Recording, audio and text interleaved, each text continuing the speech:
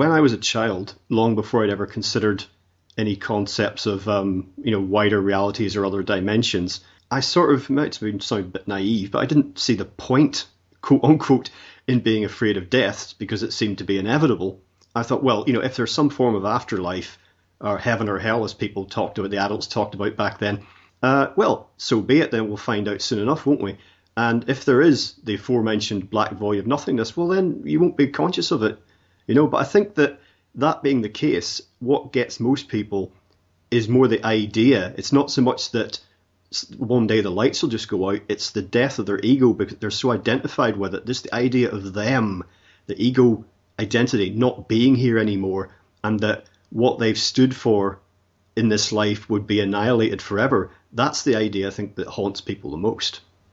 I agree completely, Greg, because people are totally identified with the ego in the physical world. The vast majority of humanity lives in that state, and it's also a very much they're not only ego but their physical state. So it's a double negative in a way.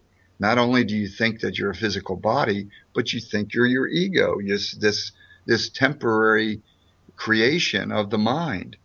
And what you find out quickly, and this also applies to meditation, but I think it's often more dramatic during an out-of-body experience. You're blasted out of that state often. Not only do you realize suddenly that you're standing next to your body, that, oh my God, I'm certainly not my body. So what am I? Am I my mind? And then through out-of-body experience, you begin to realize that, wow, I'm more than my mind. My mind is also a tool of consciousness. It's like a hard drive that I'm using. It's not me. There's a part of me that exists beyond the mind. And that is what we have the ability through out-of-body exploration to explore. And it gets very, very exciting because suddenly this new realm opens up. The first step, of course, is this realization I'm not my body, but then there's this greater realization that I'm not my ego. I'm not my mind. I'm something much more expansive than that. And that's why I teach a technique, and I have for the last 20 years, is I call it the higher self technique, where you, during an out-of-body experience, you demand to go or experience your higher self. In other words, go beyond the mind. What many people experience is they're floating in a sea of white light connected to everything. I mean, people experience it differently, but they're suddenly beyond the ego, and they see the universe and themselves from a whole different perspective. And this is a remarkable experience that's available to all of us. And it's not about beliefs. It's just about opening up to our full potential during our out-of-body explorations. Now, what has your experience so far indicated to you about the extent to which thought affects reality on the physical earth? Because there's a lot of talk about that in alternative circles these days. You create your own reality with your thoughts. Some people are saying, oh, of course you don't. You've only got to look at anyone who gets up, at dawn to go to a job that they hate, that they're not creating their own reality. And others are saying, no, actually, thought, whether individual or collective, is very, very important in determining what manifests in terms of, events here on the earth. There is no doubt in my mind that our thoughts are manifesting all the time our reality. Unfortunately, people are disconnected from it. Think of everything in your life. And I'm not, I think Einstein said this also, but every physical thing, the predecessor to everything around us was a thought. Even the knickknacks in our home, the shoes that are on our feet, the haircut that we have, the clothes that we wear, it was all the predecessor was a thought. Because the first thought, at first I want to go and buy new shoes. A thought drives you there. But unfortunately, people don't track the cause and effect in their lives. They're very busy, and they just feel, oh, it's just matter manifesting around me. And it's not like that at all. There is an energetic cause and effect constantly at work around us, but you have to begin to tune into it. You have to begin to become sensitive to the own thought projections that you have. Each of us is a beacon projecting out thought energy, and this thought energy is creative.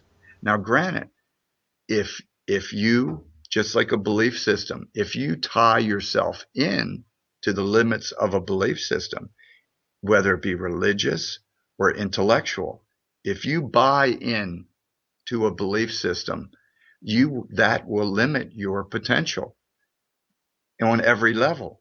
But once you free yourself from this and you begin to track your own, and I would say to your listeners right now, for one day, just try, and it's difficult to do. Just try. Don't even give it a day. Try it for an hour at first. Track your thoughts. And you'll be shocked at this litany of, we create 40,000 thoughts a day. And these thoughts are creating an energy field around us. And that field has an impact on matter.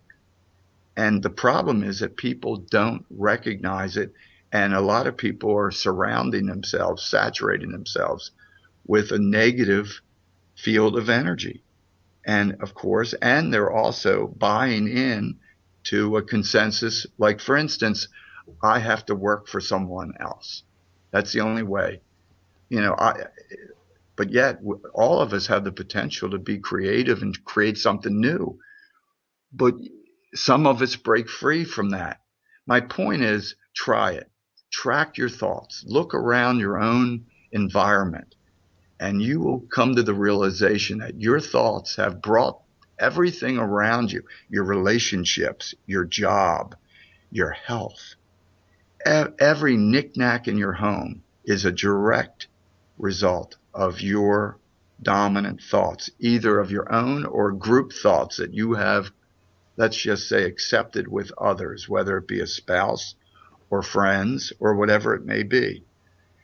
But I feel that's what we're here for, is to begin to gain control, begin to acknowledge and recognize that we're powerful, creative, spiritual beings, and that we are the creator of our reality. And the more that we tap into this, the more powerful it becomes. That being the case, then we could see how the situation on the earth regard, all sorts of metrics, the environment, people's welfare, you name it, where there's a litany of problems at the minute. You only have to turn on the nightly news to discover that. So what you're saying would indicate then that this could be changed for the better. How does that fit with the idea of Earth as a training ground, as a testing, difficult training ground? Because some people would say Earth is the way it is because it needs to be that way. Others would say we could and should make enormous improvements to conditions here. I feel that we're each on an individual journey, number one, and that we're each learning our own lessons. And unfortunately, the Earth is a result of a consensus of 7 billion souls. And that in itself is creating, and there's 7 billion souls. Of that, you said it yourself, the vast majority are totally driven by their ego mind. And they're totally identified themselves as only physical beings. So they have, in a sense, just those two assumptions have limited the species to a certain limit of their, at least by our current standard. It's a disconnect from our true self. This is what leads to pollution. This is what leads to crime.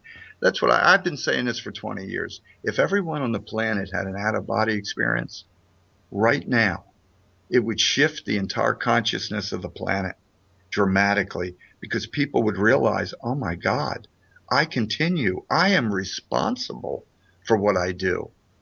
I am responsible not only for my thoughts, but for my deeds. People would suddenly not do the things that they do. Crime would become, why would you have wars? Why would you kill someone else knowing you continue? You have to pay the price when you hurt another individual. There's no free. Everybody thinks there's a free lunch at the end somewhere, because And I'm not talking about hell. I'm not saying that. I don't believe in a hell. I have never found any incident. I have found, though, that the universe, that each of us create our own cause and effect. And that is part of the learning. My point is that through out-of-body exploration, we get this viewpoint that, oh my God, I am completely responsible for everything that I say and do.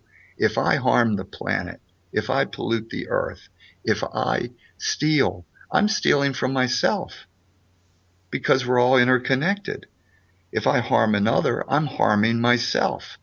And this is a dramatic shift of consciousness that would suddenly elevate, I feel, the entire consciousness of all 7 billion people on the planet.